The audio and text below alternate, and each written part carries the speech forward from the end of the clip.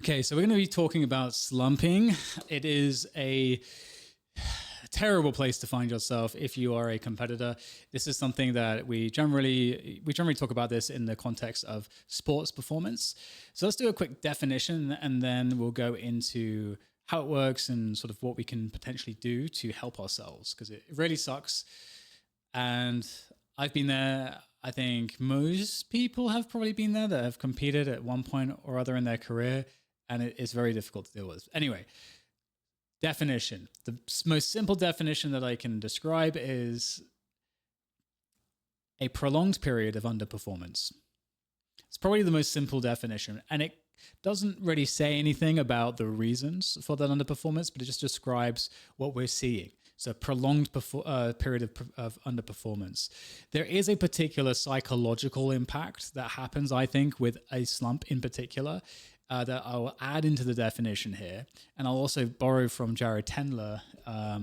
He used this term beaten dog syndrome in the mental game of trading. And I think this is a good analogy for this particular problem, because when you are losing for a prolonged period of time, you're sustaining these traumas again and again and again. And so like the beaten dog, you have this owner that's beating the dog constantly. Eventually, the behavior of the dog changes fundamentally as a response to the environment, which is like pain and just fear. And so eventually the dog is then going to be in a state, regardless as to whether the owner's even going to be, even if the owner dies and no longer hits the dog is going to be untrusting. The dog is going to be more anxious and paranoid in its environment, and it's going to feel unsafe. And it's going to take time for that to resolve. And so that's kind of, I think, the difference between the period of underperformance and then when it becomes a slump. When it becomes a slump, in my mind, is when these other psychological impacts start to take form. And they start to take form because we haven't had the relief that we needed in terms of beginning to experience the wins. But there are a couple things here, because I do think that slumps are generally avoidable.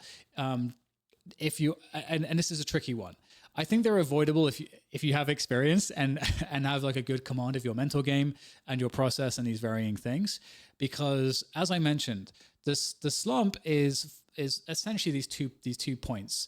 You've got the first point, which is what causes the slump to actually happen. So we can't really, I think, talk about the slump without first putting it into context of the point of underperformances, or the data points of underperformances that precede the slump, because that's what causes the slump. Because much like with the dog analogy, you got to have someone beating the dog. The dog doesn't just suddenly, have these ingrained responses. It has those ingrained responses as a result to the asshole owner that's beating it.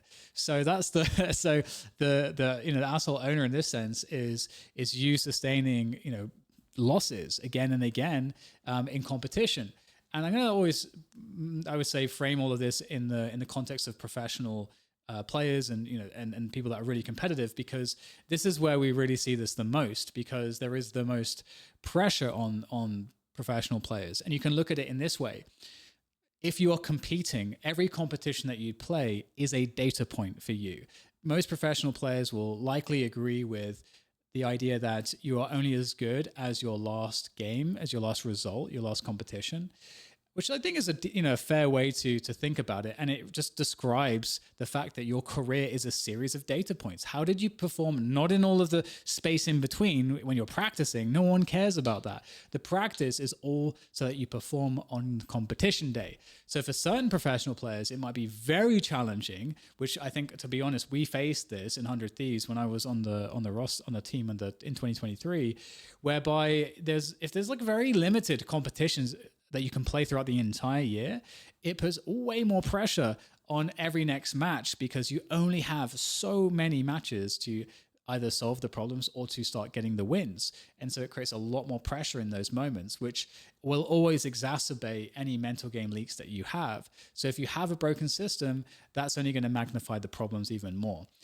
So with all of that said, let's describe these two areas, which I think are inseparable. And I think you can't discuss the slump without the period that precedes it.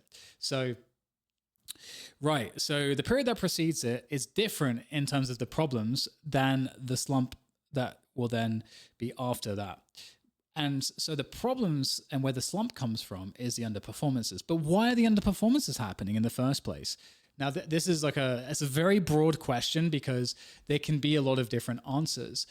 But ultimately, that is where the slump comes from. So if you have found yourself in a slump, this is not always going to be the case, but it's likely the case that you have failed in your training approach, because training is not just getting good mechanics and good decision making. Training is to become a complete player, which also means that you need to have a handle on your mental game.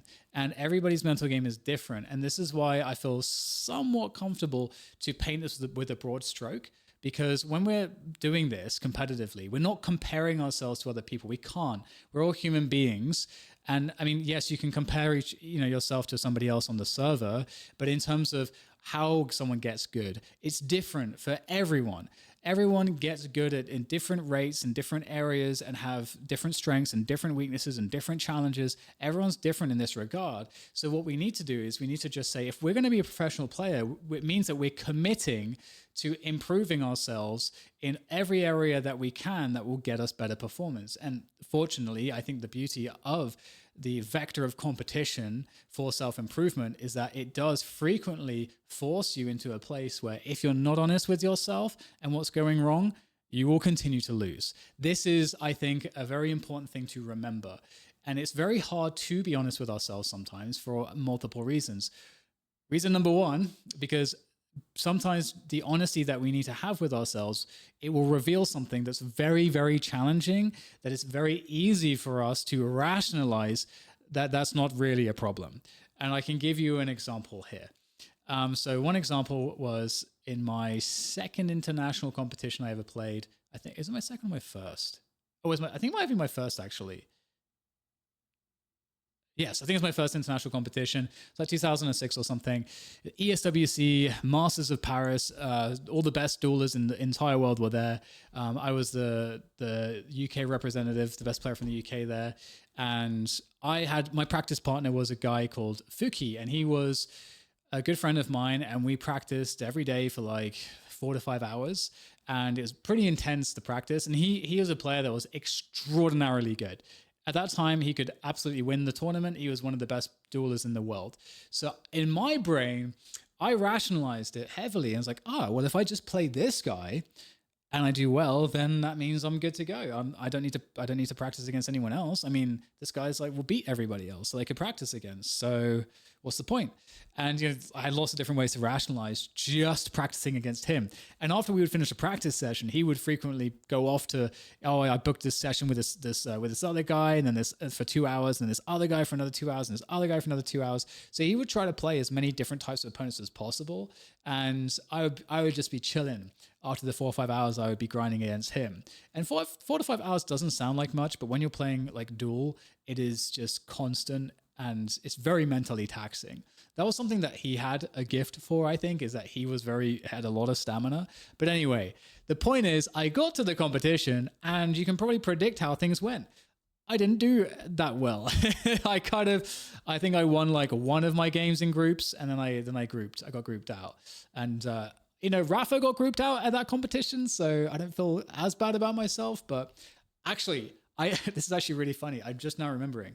I believe it was in the last podcast with him, maybe, where he actually did the same mistake I did in that very event. He only practiced, I think, against like one person, I think, if I'm not mistaken, and he actually had the same revelation. And I ended up calling this like practice partner syndrome. I don't know why. Don't know if it really describes it well. But anyway, the point is that we're very good at rationalizing things to ourselves. So if I want to dig a bit deeper there, go through all the reasons, why didn't I want to play anybody else?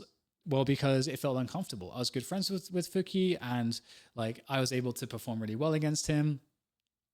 Now, part of the reason I was able to perform really well against him is because I learned how he played very, very well. So then I started abandoning specific fundamentals and cutting certain corners that I was not able to do against anybody else because I didn't have that level of information on anyone else. So I ended up basically just playing and practicing very poorly. And so I got a poor result at the tournament.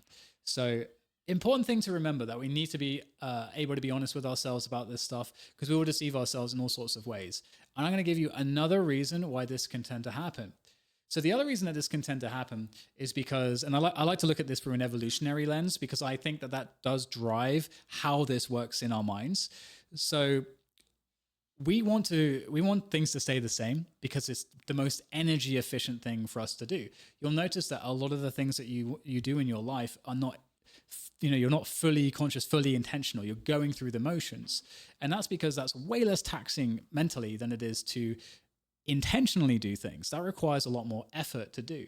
And so in these particular cases, it's very easy for us to just not analyze what we're doing and just take the stuff that we're doing for granted and not really actually look at it with a fine-tooth comb and see, is this actually helping me or not? And anything that we want to do that is a big change will feel very uncomfortable because our brain is resistant for us to actually go and do that thing because we don't have all the built-up routines. It's something new. It's something that we don't feel good about. It's going to require a lot of extra energy to like figure it out or to do it correctly, or maybe we don't even know how to do it correctly yet. Like, that's something that a lot of people go through in terms of even understanding how to do analysis on themselves. A lot of people are very uncomfortable with doing that. And so they end up suffering as a result of not doing that thing. And so we need to adopt a mindset that we are willing to not only be honest with ourselves about things, but we're able to also be disciplined enough that when we are encountering something that is revealed with our own honesty, that we can then remove the emotion, separate it and say, yeah, I feel uncomfortable. Cool, that's fine. I'm still going to do it anyway. That's kind of the process that is going to yield a high degree of results as a competitor. And it sounds so simple, but it's very tough. And I'm kind of harping on about this because when it comes to trying to prevent the slump from happening, we have to make sure that we don't have the underperformances. And the underperformances tend to happen because there's no captain driving the ship, steering the ship. There's no captain there. Instead, you're just repeating behaviors. And you're just repeating behaviors that feel comfortable. You're not actually doing it intentionally. And you're not even asking the question, is this working for me? Is this good for me? What are my strengths? What are my weaknesses? What are the things I need to address? If you're not looking at any of those things, then there's no one at the wheel. And so where is it going to go? Is it going to go, is the bus going to go off the cliff? Is the ship, I don't know what I'm using in this analogy anymore, but no one's driving the ship. That's the whole point. And so that is something I just really wanted to drive home in this particular area. Now, something else that's important is to ensure that you're also looking after the mental game aspects and trying to learn more about that. This will really help you to avoid the slump.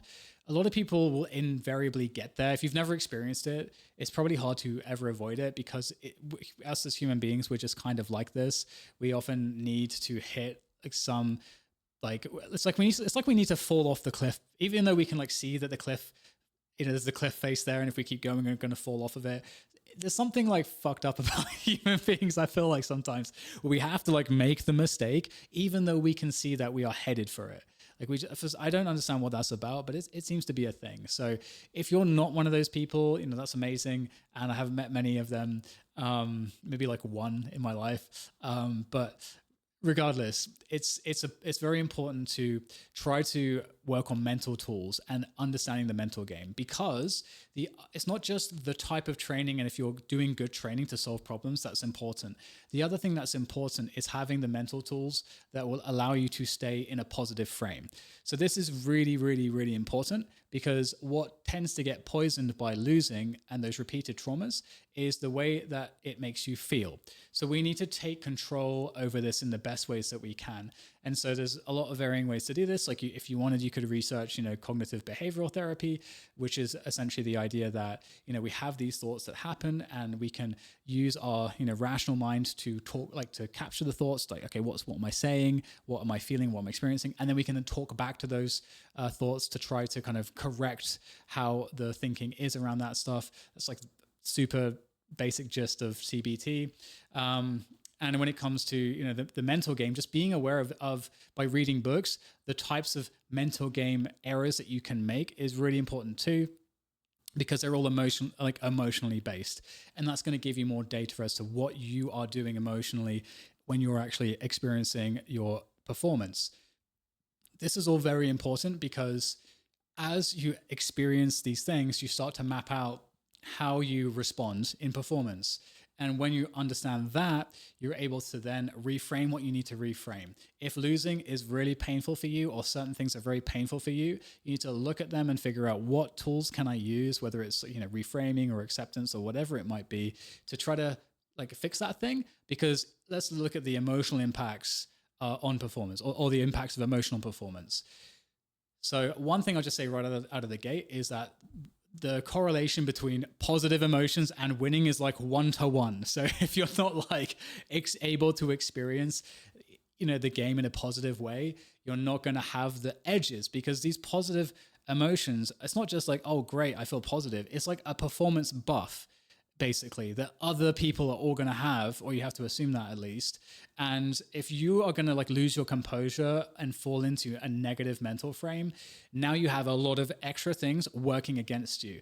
Negative emotions will tend to make you more stupid, more impulsive, more risk averse.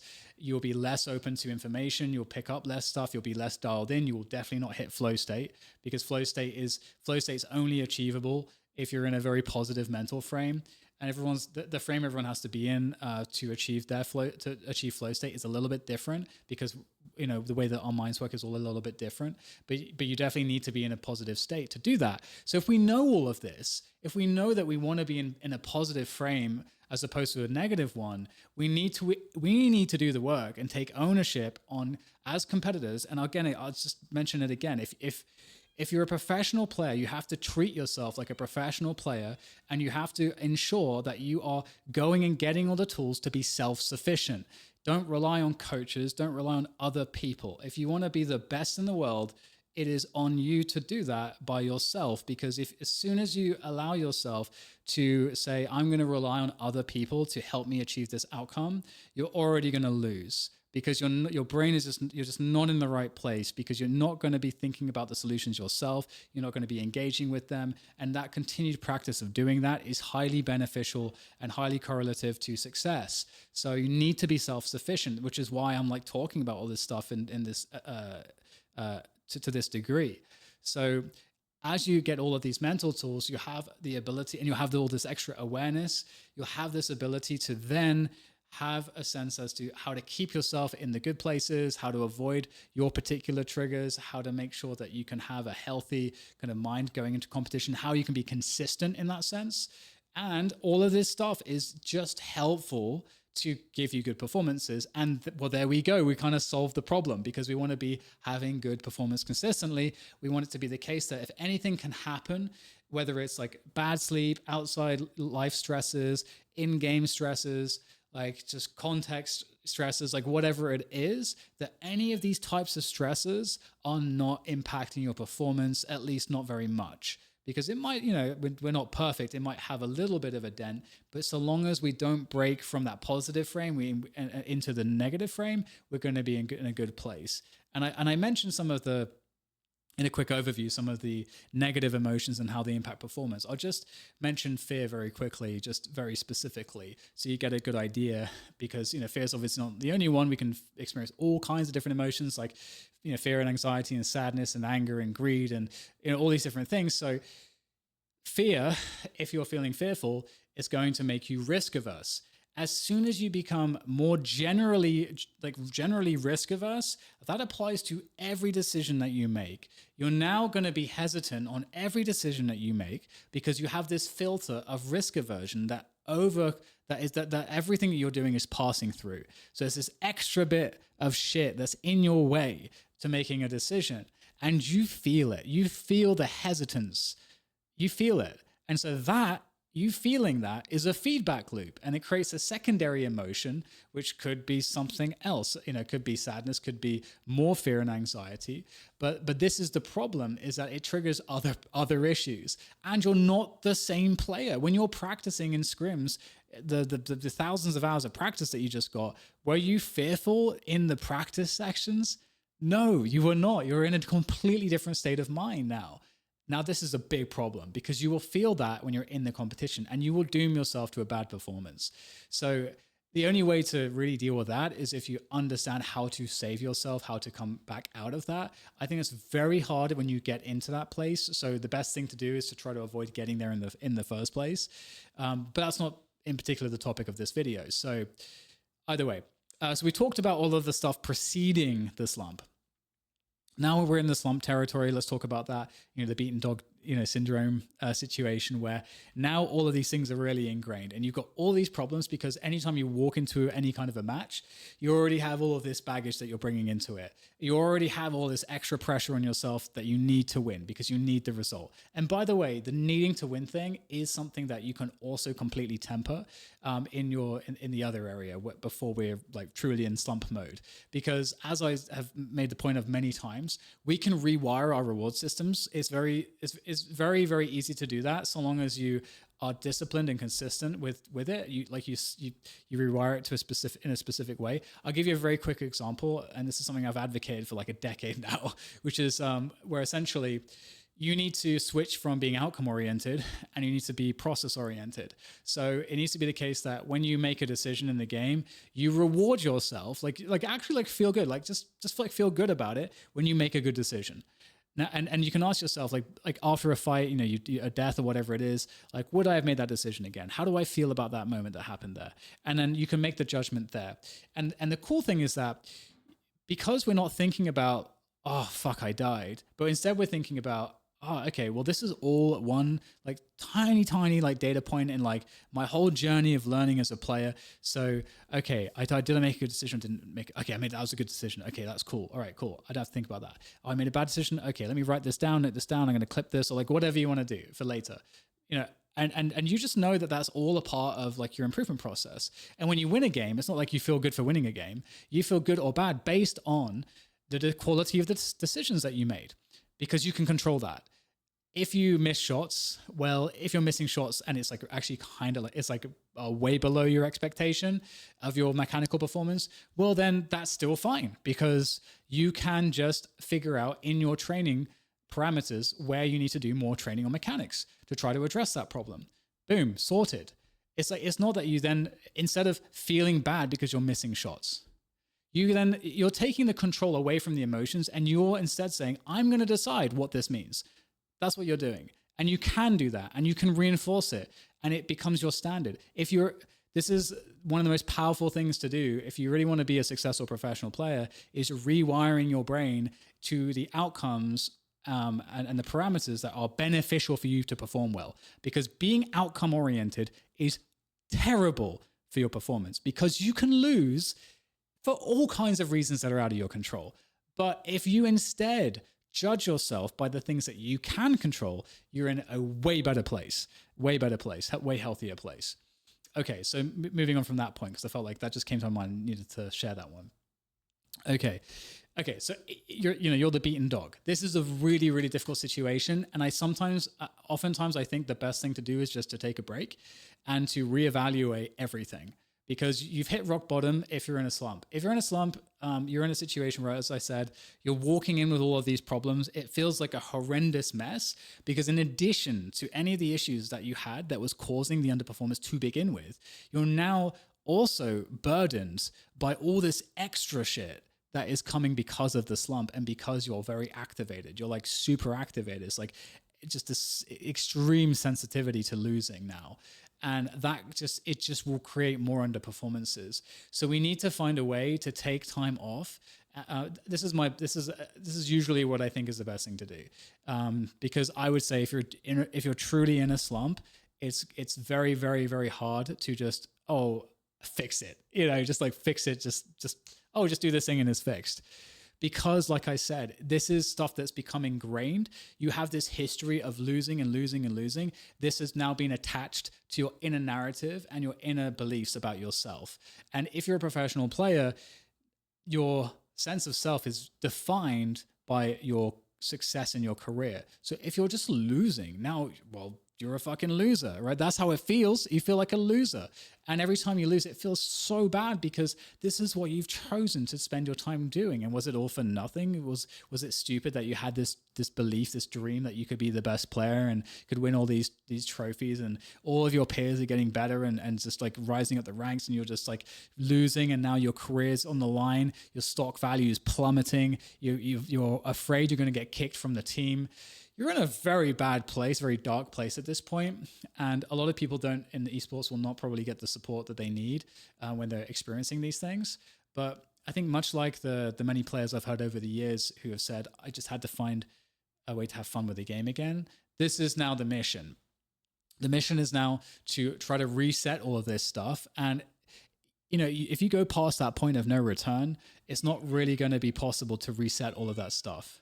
And so what is going to be important to do is trying to take a break and seeing if that helps. Because if you otherwise further ingrain a lot of the problems that you're experiencing, it's just not going to go particularly well for you. You're going to get more of the same most probably. So what we want to do, or what you can do if you don't want to take a big break, at least I would say just do like what we would say like in lifting is like, start doing like deloads, like have some deload weeks where you reduce the volume of playing significantly so that you can also focus more on health.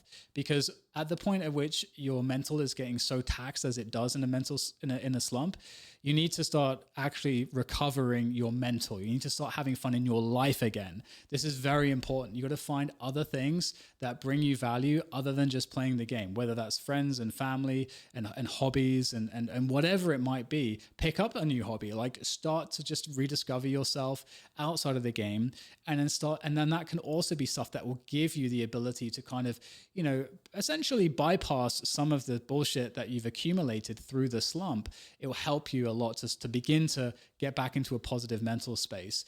Exercise, like the physical stuff, the sleep is super important here as well, because both of these things have enormous impacts on bringing your mental game back. And so with all of that, like whether you take a full break or whether you just deload, I don't think you can keep just, it's like when someone's immune system is like with allergies, for example, like your immune system gets really sensitive and dialed up. And once it's activated, it's even more sensitive. And so we need to like stop we need to stop making contact with the thing that's making it so sensitive. And I think this is probably the best advice that I can give to anyone who is in a slump.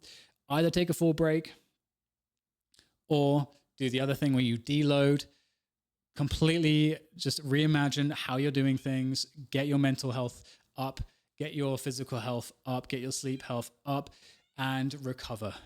And then that will hopefully help you, and then reintroduce yourself into the competitive space if you have the opportunity to do that. But ultimately, I don't think you can bypass a true slump without some form of break, so you can kind of bring yourself back to baseline as much as possible.